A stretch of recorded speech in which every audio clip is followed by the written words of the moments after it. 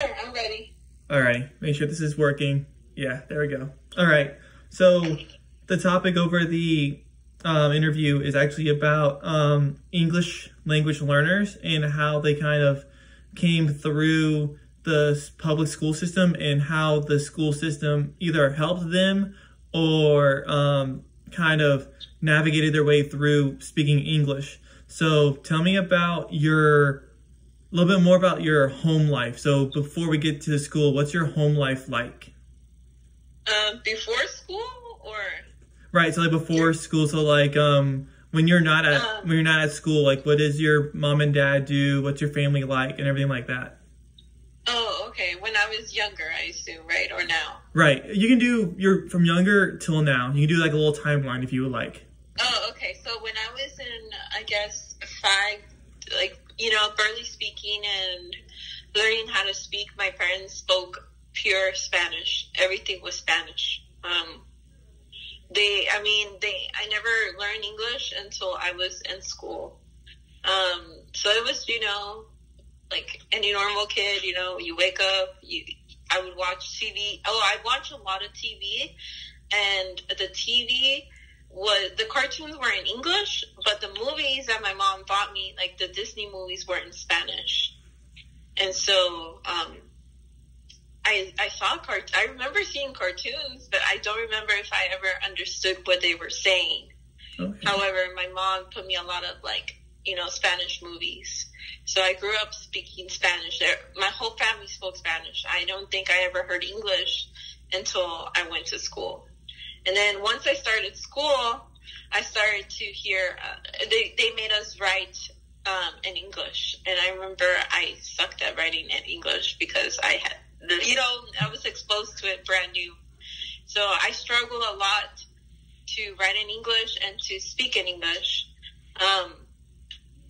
And then my mom didn't know how to speak English, so pretty much I learned through school. My dad, he started to speak a little bit more English, and he would speak English with me, like small phrases, like, hello, or how are you doing, or, like pointing out things and saying it in English.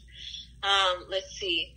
That was all elementary. Okay, so then once we started doing the STAR test, well, it wasn't STAR back then. It was something else. I can't remember. It was something else. When we started doing like the state test to pass for the next level, that's whenever I started to be in more English classes, and I struggled mostly in writing than speaking it. Writing because I would think in Spanish and then try to translate it in English. Oh yeah, that's another thing too.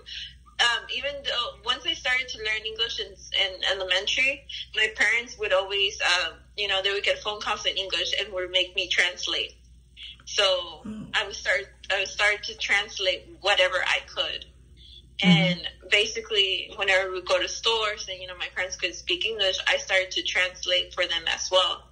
So when I would write, my writing would be horrible because I would have the Spanish grammar in English instead of the English grammar in English, because I would try to translate to the paper since I translated for my parents. And then, let's see, when I went to middle school, it was all English. That's where I use mostly English with my friends. With my parents, it's always been Spanish. In middle school, yeah, I struggled still with writing and grammar, so I never liked it. Let's see. And then that was middle school. High school, we started to speak more English because my sister started school, but hers was a little bit, her experience with English was a little bit different because I spoke English, so we would both speak English to each other. However, she also still struggled with grammar with grammar and speaking because in my household it was pure Spanish still. Okay. Let's see. So high school, I spoke mostly English. I was in AP classes, and that's when I fixed my grammar and my English writing papers and everything. Let's see. Oh, and when my little brother was born, once I went to college, it was, took regular English. everything was normal. Like if I spoke English since I was little, but I had to develop it throughout the years. My sister, she started to speak more. We started to speak more English in this house once my little brother was born, because my mom wanted him to speak English so he wouldn't struggle like me and my sister. So he learned English first, actually. Oh, wow. Yeah, he speaks English. So he's really smart because he's 8 years old, right? And since he started to speak, he knew who to speak in what language. So if he would see me and my sister, he would speak in both of us in English. He would see my mom, he would speak to my mom in Spanish. And he started to translate to her too, even though we didn't ask him. But my mom would be asking me, what does the TV say? And my little brother would tell her without us asking. And we were just amazed how he knew both languages very well. He's in second grade. And so he's in second grade, and he tests way better in English than Spanish. So yeah, since then, and this house it's a mixture of Spanish and English, but it's mostly English now. Okay. So yeah, that's my story with language. Oh no, that's crazy, and that's real interesting. So that transition between the Spanish going into English with your whole family, that started when you were kind of in high school, about? Yeah. Okay. Yeah. Would you say that the school helped you develop that English, or did you kind of learn it like on the fly? Basically, like you said, you watch cartoons and other things in English, but your mom would buy the Spanish language of movies. So would you say the school helped you with that, or any teachers, or were you like kind of just doing it on your own? I think it was both. Like I was doing at first, I feel like in elementary, I mostly did it on my own. Once I started middle school, I was in pure like English classes. So I remember my English teachers were really good at, teaching us grammar and stuff like that. That's where I started to have better language of English and, know it more. In 8th grade, I was taking, those pre-AP classes in English and all of that. So, the teachers were excellent, and I would read more. Oh, yeah, I started to read more, actually. I started to read more in English. Okay. And that's helped me a lot, too, because my teacher was like, read more in English, and that's how, and that changed. And that also helped you with the grammar part as well? Oh, yeah, definitely, yeah. Gotcha. Okay. So one last question. Let me think how I want to phrase this. So one thing in this class that we're learning is additive versus subtractive linguistics. So additive is when you kind of go into a school or another culture and they kind of take away from your home heritage. So they're basically saying, like, if you learn English, you're going to learn English and forget your Spanish. And we're going to try to encourage that when that's subtractive.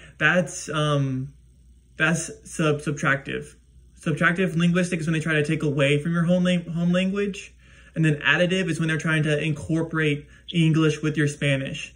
Which side do you think you're on? Do you think you're more of the additive where the English kind of came in and your Spanish still stayed strong? Or do you think your English kind of overtook your Spanish and then you kind of have to relearn Spanish? Yeah, I have to relearn Spanish. I don't. It's bad.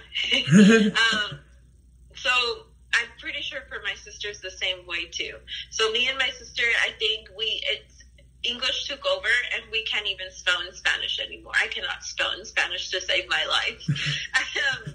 Some of the words that I say in Spanish are, whatever I learned since I was a child, but sometimes it's not even in the correct tense or the correct word or the phrase.